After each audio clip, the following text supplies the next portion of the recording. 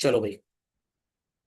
तो सरकार के क्या क्या प्रोग्राम्स थे? Jawahar Rozgar Yojana, TRYSEM, MNREGA and all that, majority को तो रीनेम किया गया या पुराने प्रोग्राम्स को मर्ज कर दिया गया। तो ये प्रोग्राम्स कहां तक सक्सेसफुल हुए, अपनी कॉपी में हेडिंग लिख लीजिए। पॉवर्टी एलिविएशन प्रोग्राम्स बोले तो पाप। कहां तक सरकार का ये पाप ठीक हुआ और कहां कहां सरकार ने पाप में पाप किया। So below poverty line 46% population थी 73-74 में, जो 2011-12 में घट के 21.9 हो गई। अब यहां पे थोड़ा सा क्रेडिट मैं इन प्रोग्राम्स के अलावा लोगों को भी दूंगा। कुछ ऐसे लोग थे जिनके लैंड जमींदारों ने हथिया लिए थे ब्रिटिशर्स की मदद से, जो गवर्नमेंट ने उनको वापस दिए। प्लस थोड़ा सा एक्सटेंट तो था, थोड़ा सा एनेबलमेंट था, जिससे गवर्नमेंट ने लोगों को हेल्प की और उनकी पॉवर्टी कम हो गई।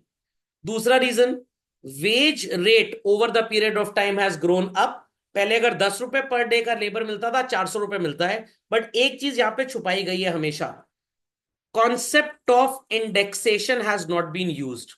अब बच्चे कहेंगे सर इसका क्या मतलब है? जिस रेट से महंगाई बढ़ी, उस रेट से लोगों की इनकम नहीं बढ़ी। सिर्फ ये बोला गया कि 1973-74 में रुपी, एक एग्जांपल ले रहा हूं, 80 पर डे कमाने वाला अब पॉवर्टी लाइन था। तो 2011-12 में रुपी 400 कमाने वाला अबव द पॉवर्टी लाइन है। बट ये नहीं देखा गया उस समय जो 80 रुपए कमाता था, वो भी अपने घर का खर्चा अफोर्ड नहीं कर पाता था ठीक से। और आज जो 400 भी कमा रहा है, वो भी घर का खर्चा अफोर्ड नहीं कर पा रहा। बस ये दिखा दिया गया उस समय पॉवर्टी लाइन थी 90 रुपीज, आज पॉवर्टी लाइन है 300 रुपए, तो 400 वाले को नॉन पुअर बोल दिया गया। तो ये है कि जितना परसेंटेज राइज इन एक्सपेंडिचर हुआ, उतना परसेंटेज राइज इन इनकम नहीं हुआ। तो ये थोड़ा सा गड़बड़ भी लगता है मेरे को। चलिए, तो व्हाट आर द रीजंस जिसकी वजह से ये पॉवर्टी एलिविएशन प्रोग्राम्स ठीक नहीं हो पाए? मैं इसमें आपको एक प्रैक्टिकल एग्जांपल दूंगा, श्री राजीव गांधी जी का, जो इंदिरा गांधी जी के पुत्र थे और इंडिया के प्राइम मिनिस्टर थे। 21 मई 1991 को इनको ह्यूमन बॉम्ब ने अटैक किया था और ये पता कट गया था इनका। तो उन्होंने बोला था कि 1 रुपए अगर गवर्नमेंट ऑफिस से चलता है, तो जिस नीडी पर्सन को पैसा चाहिए होता है, उसके तक पहुंचते पहुंचते इतना करप्शन है सिस्टम में, उसे कितना पैसा मिलता है? 10 पैसा। 90% तो बीच में लोग खा जाते हैं। सो पहला point is, concerned staff was inefficient due to complex procedures involve. इतना कागज, इतना पेपर वर्क, इतना प्रॉब्लम, लोग सोचते थे छोड़ो हमको पैसा चाहिए ही नहीं, और बीच के लोग उस पैसे को खा जाते थे। हर जगह आपको सुविधा शुल्क देना पड़ेगा। इसके ऊपर एक मूवी बनी थी बॉलीवुड में, वेल्डन अब्बा करके। उस मूवी में था क्या, बोमान ईरानी शहर में नौकरी करता है, वो अपने मालिक से छुट्टी लेके गांव जाता है कुआं बनवाने के लिए। कुआं बना नहीं होता, और 1 लाख रुपए जो गवर्नमेंट से मिला होता है वो लोग खा जाते हैं। फिर उसकी बेटी को आइडिया आता है, थाने में रिपोर्ट लिखवाते हैं कि हमारा कुआं चोरी हो गया। पुलिस वाले का दिमाग खराब, कुआं कैसे चोरी हो सकता है? तो एविडेंस दिखाता, देखिए फोटो में तो कुएं का कंस्ट्रक्शन है कि पहली स्टेज पे लोग मेजरमेंट कर रहे हैं, तो भाई फर्स्ट इंस्टॉलमेंट 25,000 की पास हो गई। फिर गड्ढा खुद गया, सेकंड इंस्टॉलमेंट पास हो गई। एम्बैंकमेंट बन गया, बाउंड्री बन गई, और यहाँ पे कुआं है ही नहीं। पुलिस वाले देखने आए, हाँ फोटो तो साइड से मैच कर रही है, बगल में पेड़ और भी नजर आ रहे हैं, बट कुआं ही नहीं। ये हुआ क्या? छानबीन बैठाई गई तो पता लगा कुएं की फोटो सिर्फ एडिट करके फोटोग्राफर गवर्नमेंट ऑफिसर्स में सबमिट करवाता था, और वो भी घूस लेता था। सरकारी इंप्लॉय घूस लेते थे और काम कुछ भी नहीं होता था। 2015 में या शायद ये मूवी आई थी, देखी हुई है, वेरी गुड। जिन्होंने नहीं देखी हो देखिएगा जरूर, ये लाइन आपको और अच्छे समझ में आ जाएगी वहां पे। चलिए, done this, done this. Second point, programmes favoured the educated rich and resourceful person.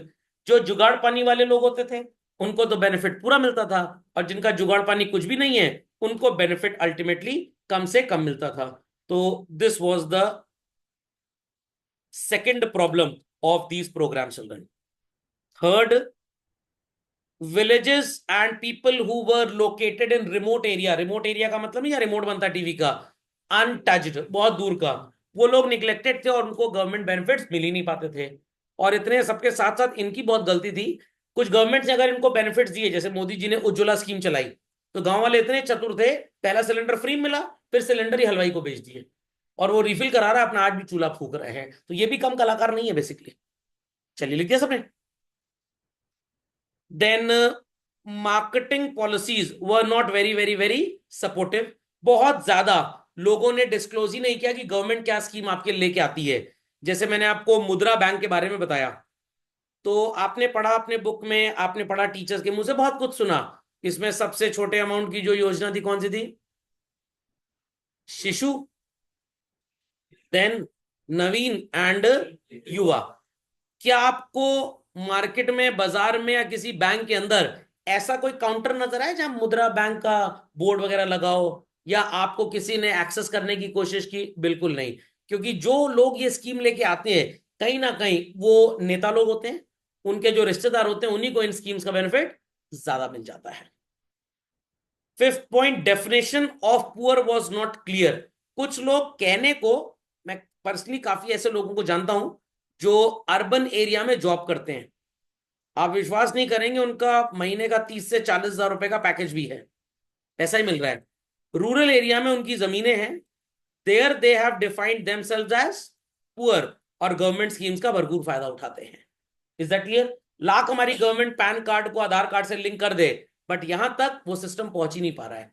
या अगर पहुंच पा भी रहा है तो गवर्नमेंट ने जानबूझ के आंख बंद किए हैं कि अगर इनका गांव वाला पैसा हमने रोक दिया, ये बोलकर that you are into a well paid job in the city, why you are depending on our money that we are giving to the poor person, ये कल को हमको वोट भी नहीं देंगे। क्योंकि जब इनके खाते में 2000 महीना, 1000 महीना ट्रांसफर होता है तो खाता आधार लिंक्ड है, और जब ये इनकम अर्न करते हैं अपने एम्प्लॉयर से तो पैन कार्ड के थ्रू रिपोर्टिंग भी है।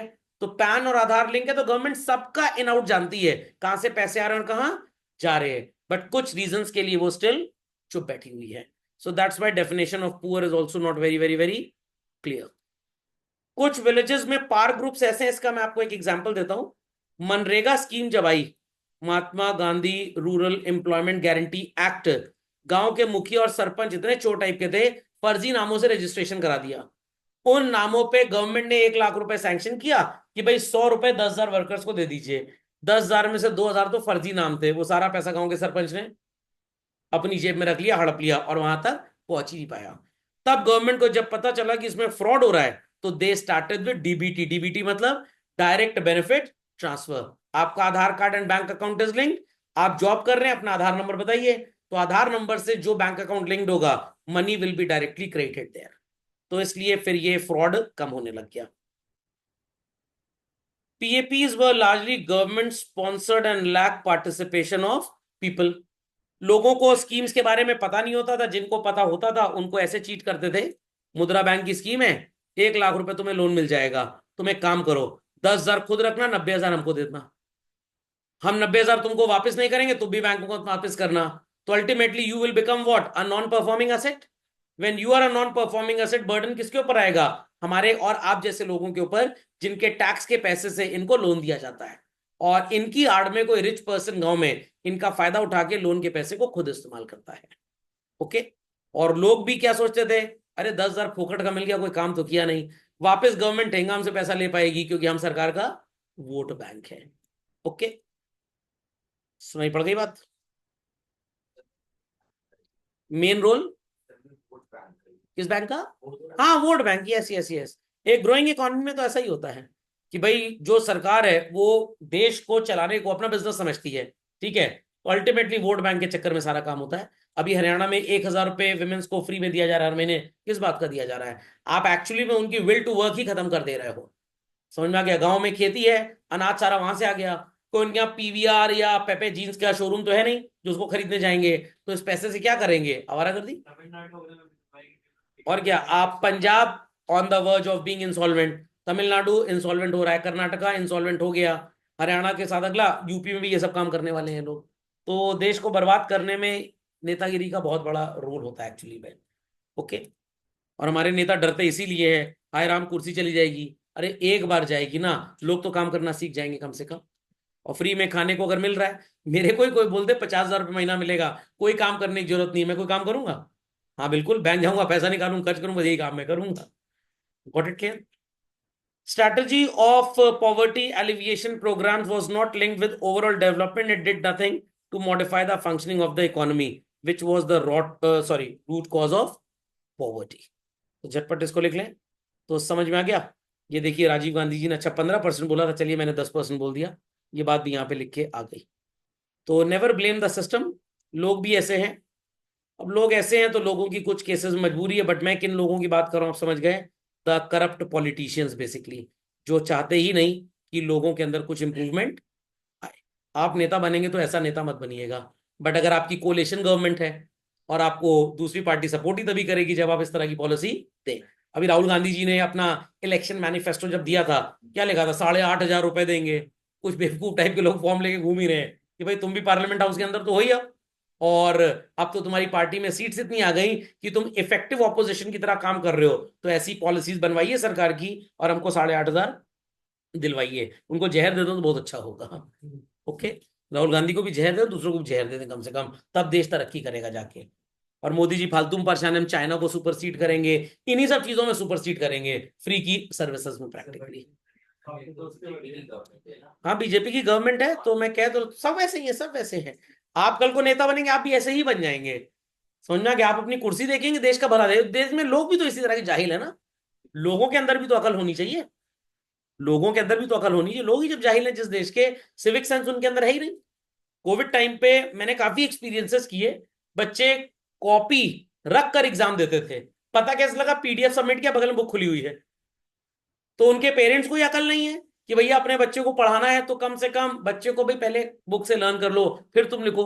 घर से एग्जाम दे रहे थे, क्या हमारा बच्चे अच्छे नंबर, क्या करेगा ऐसे अच्छे नंबर पाके, कौन उसको सरकारी नौकरी मिल जाएगी। सरकारी नौकरियां तो खत्म हो रही हैं, सारा प्राइवेट आउटसोर्सिंग है, और प्राइवेट पर्सन उसी को जॉब देगा जिसके पास कुछ अकल होगी। उनको इससे कोई मतलब नहीं कि आपको 12वीं में 92% आया और 10वीं में 85% है, कोई मतलब नहीं है। If you can bring business for us, you are our employ, else जोर से बोलो जय माता दी। खोपड़े में बात गई कि नहीं गई। तो ये मिथ कभी सोसाइटी में इंडिया में चेंज होगा ही नहीं, क्योंकि यहाँ पे लोगों को फोकट का खाने की आदत है। एक के साथ एक फ्री मिल रहा है, गोबर भी मिलेगा तो जाके लेते आएंगे। अरे जोरी है तो लेके आइए ना। चलिए खैर अपडेट कर लीजिए। चलिए, all the points were understood well. चलिए इस चीज को एग्जाम में जरूर कोट करके आइएगा कि जितना टोटल हेल्प जाता है अगर 1 रुपए का, तो गरीब तक पहुंचता है सिर्फ 15 पैसा, बीच में बाकी गायब हो जाता है। तो पहले सरकारी एम्प्लॉयज गायब करते थे, अब जिनके पास पैसा पहुंचता है वही चोर बन गए हैं। चलिए, तो पॉवर्टी हो गया समाप्त।